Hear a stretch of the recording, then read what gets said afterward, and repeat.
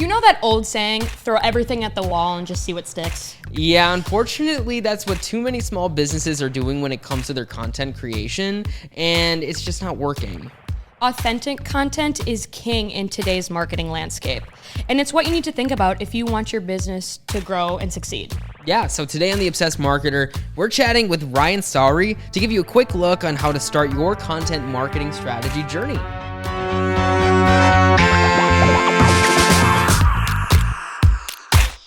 Welcome back to The Obsessed Marketer, the podcast designed for you, the small business owner looking to jumpstart your business and learn quick marketing strategies that you can take with you to increase sales, reach, and growth. I'm Andrew Hayes. And I'm Holland Berkey. And welcome back. Hey, how's it going?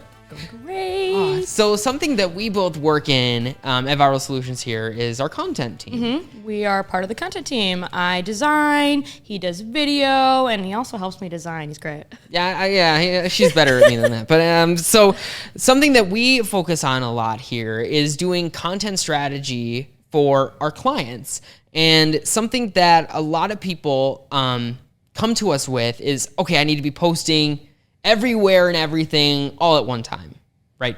Kind of like this how it kind of works. Yep, that's what people come and say, and we're just like, pump the brakes a little bit. Yeah, and we've talked on the podcast with you before about how maybe not being on every single marketing channel is a good idea. Focusing on just one is probably going to be your best bet to start and then branch out afterwards. So we have a good episode with our CMO, Thomas Van On. It's linked in the cards here and in the show notes below about choosing those marketing channels. But we have a great guest on today, and his name is Ryan Sawrie. And he is a digital strategist with more than a decade's worth of experience in digital and social media marketing. And his career spanned multiple different industries and categories. He's worked with Fortune 500 companies, startups, and he's been working on creating a really good content strategy for many types of businesses. Which is super important. You need to start with the strategy. Like we said, don't just throw everything out there and post everywhere. You need to have purpose behind what you're posting and what content you're creating. Exactly. So if you're a small business owner right now, just kind of throwing things out there and seeing what sticks, right? Well, this podcast is for you. So let's talk to Ryan, hey? Yep. Let's go.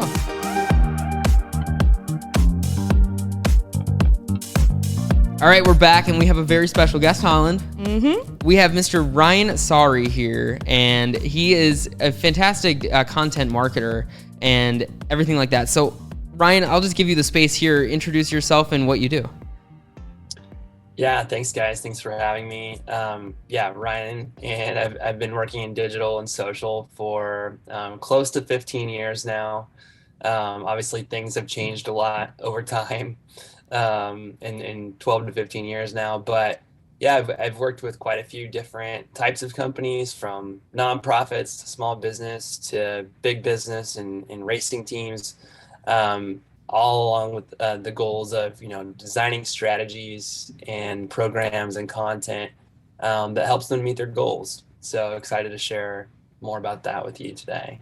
Awesome. Okay, let's just jump right into it then. So Ryan, what is the importance of a content strategy, and specifically what can it do for a small business? Because our audience is mostly small businesses, so if we could kind of take it that way.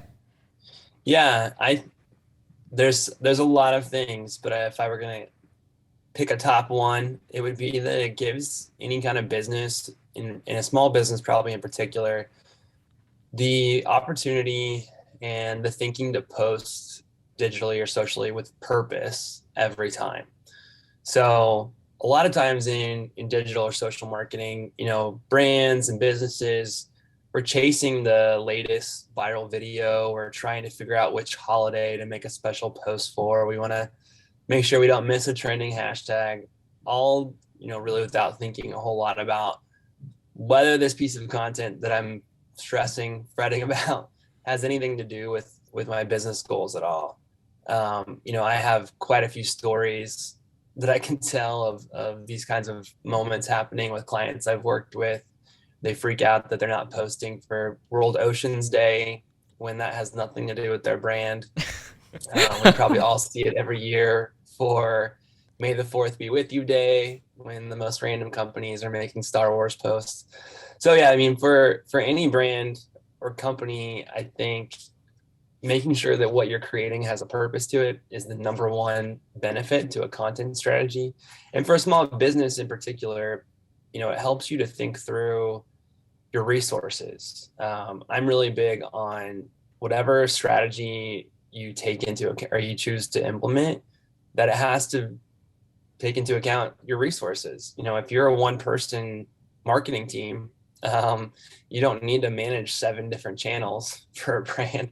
You probably need to manage 2 or 3 that are the most impactful and that you have the capacity and skills to manage. So a lot to be said there. But finding that path to being purposeful with the content you create is the number one benefit to a content strategy for a small business. Yeah, it sounds like to having that strategy, like you said, gives you purpose when you're posting and kind of gives you direction.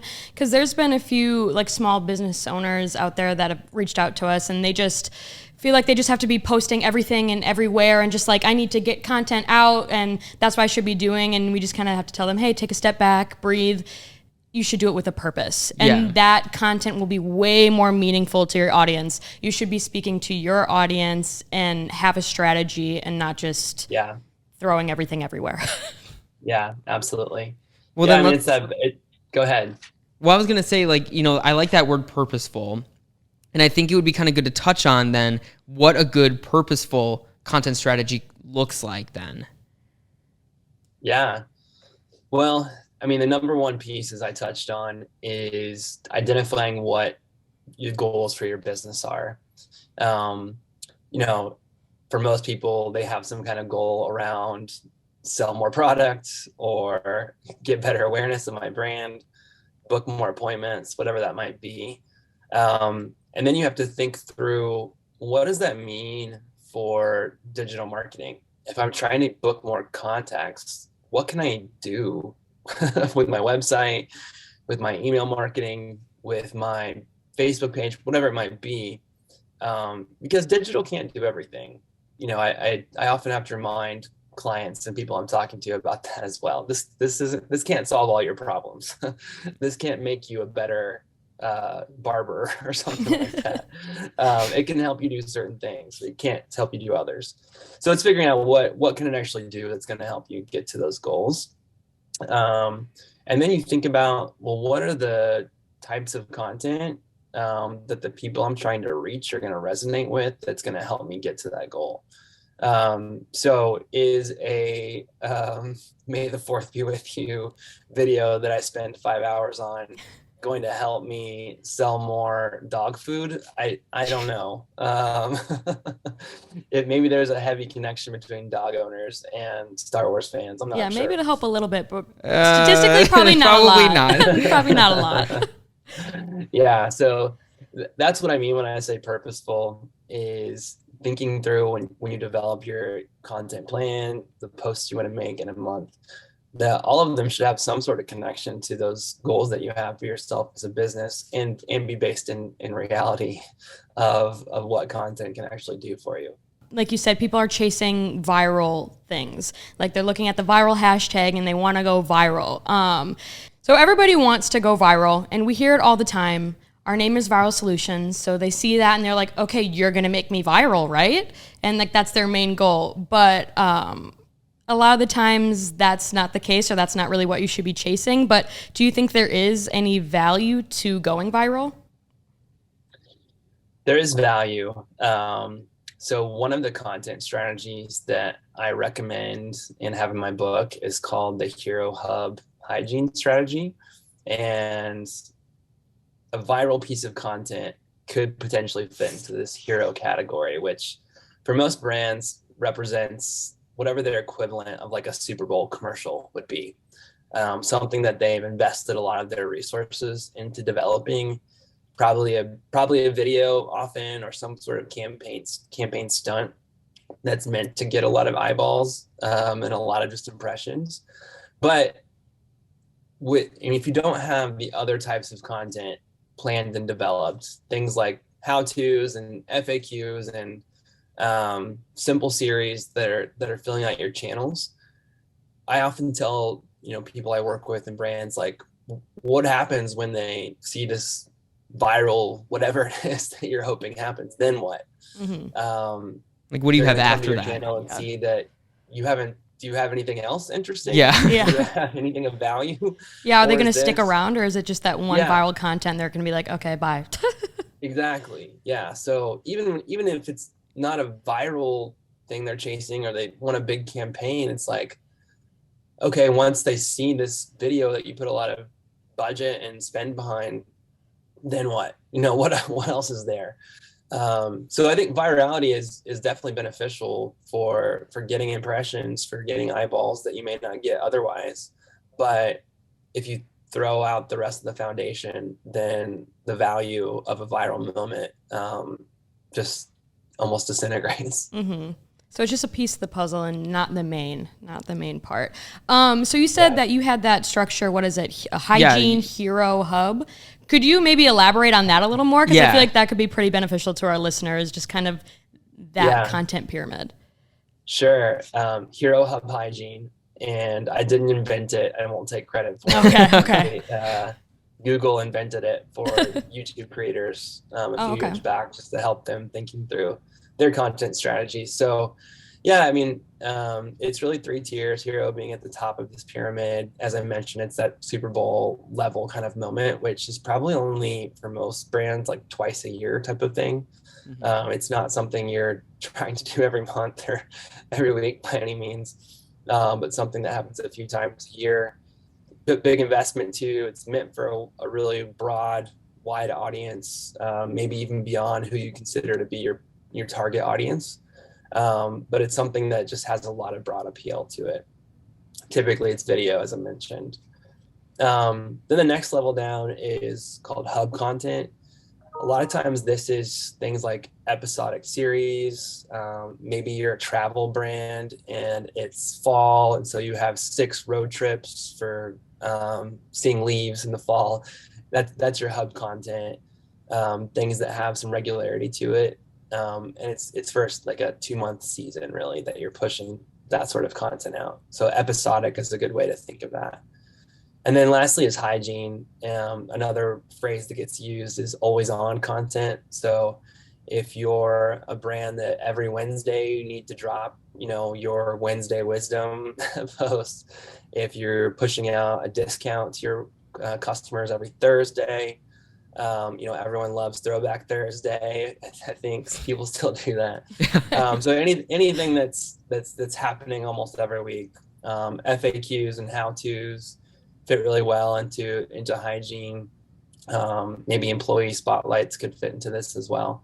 So yeah, anything that you consider to be necessities, things that you're always going to be posting, regardless of the kind of season or promotional window that you're in. So then for a small business owner then, who is maybe just starting out kind of a content strategy, should they focus on just one of those pillars initially if they're just starting out, or do they focus on all 3? What would be kind of like your advice on that?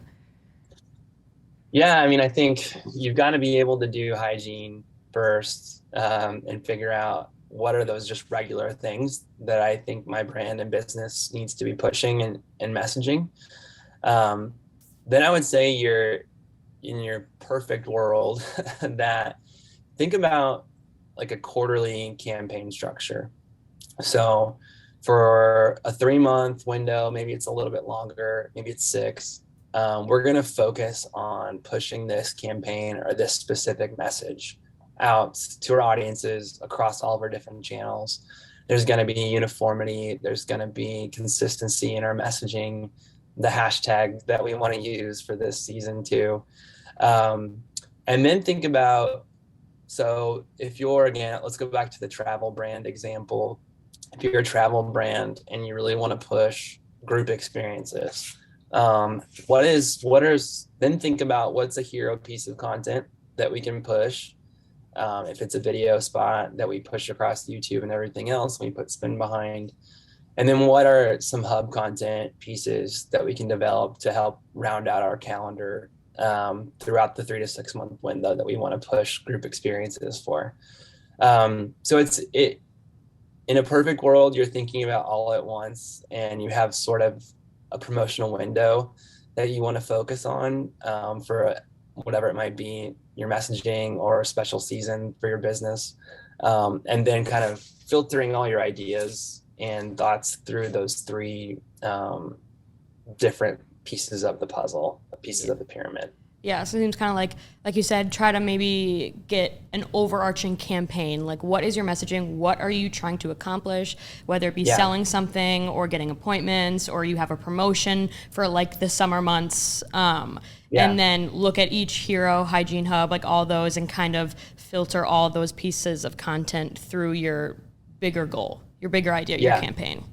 Yeah, exactly. Awesome. Yeah. So then what would be a good way to kind of gauge how well that is working for somebody, following those pillars? Yeah, I think again, in a well thought out strategic perspective, you've set goals. So let's stick with our travel brand. Like you want to book 100 group experiences in Q3, whatever it is. Yeah.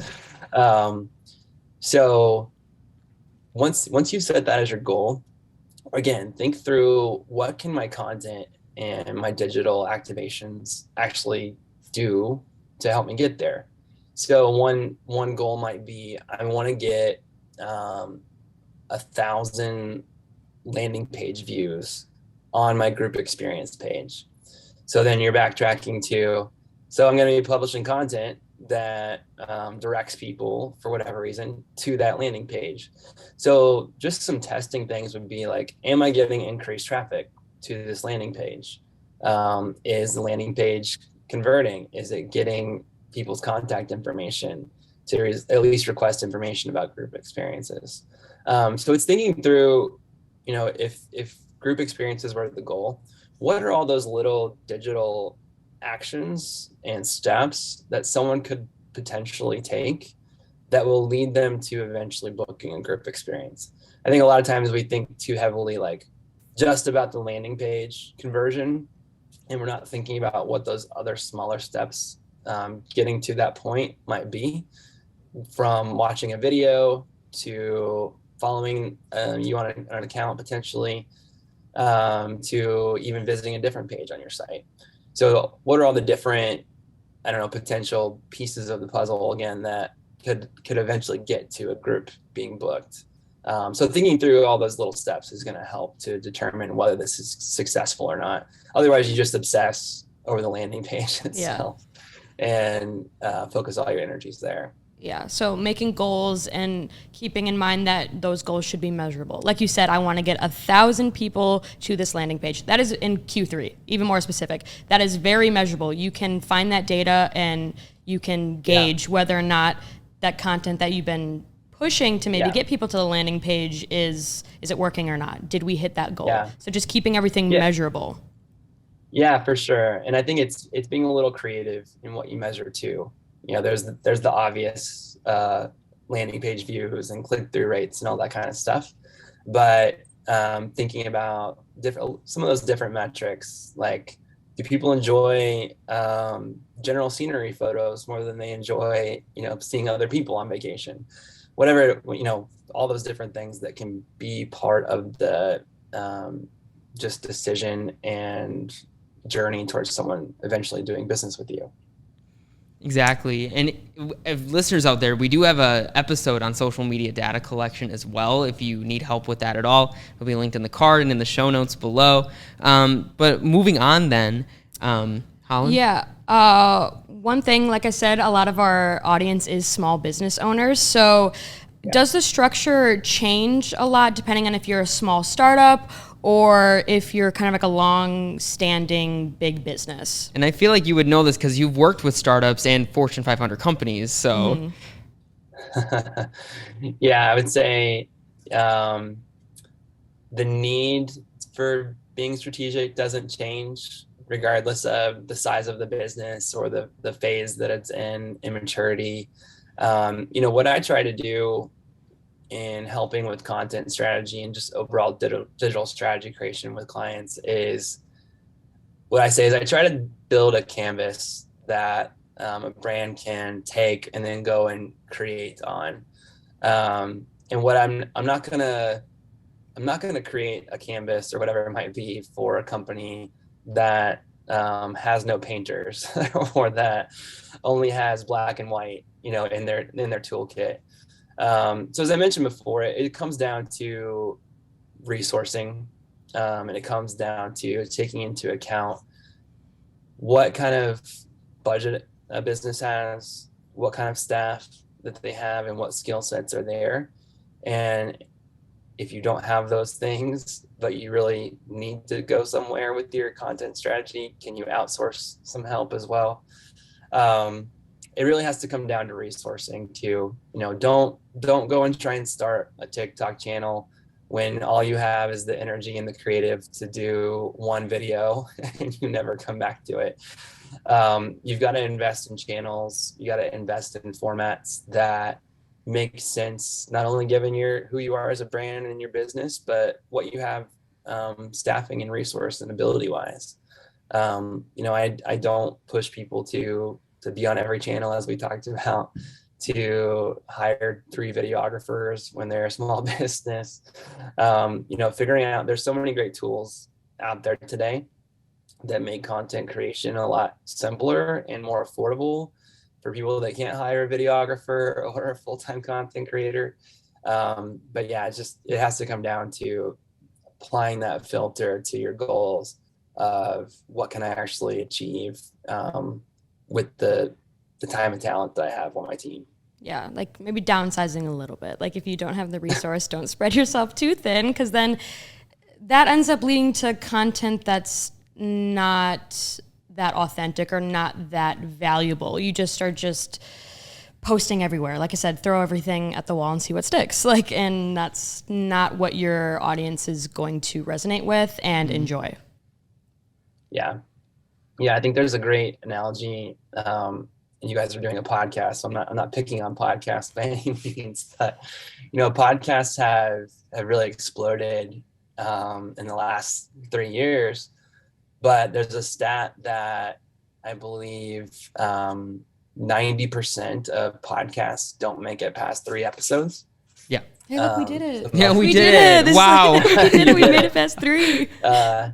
And then but the next bit is, I think 97% don't make it past 20 episodes. So if you can get to 21 episodes, then you're in the top 3% of podcasts that exist out there, essentially.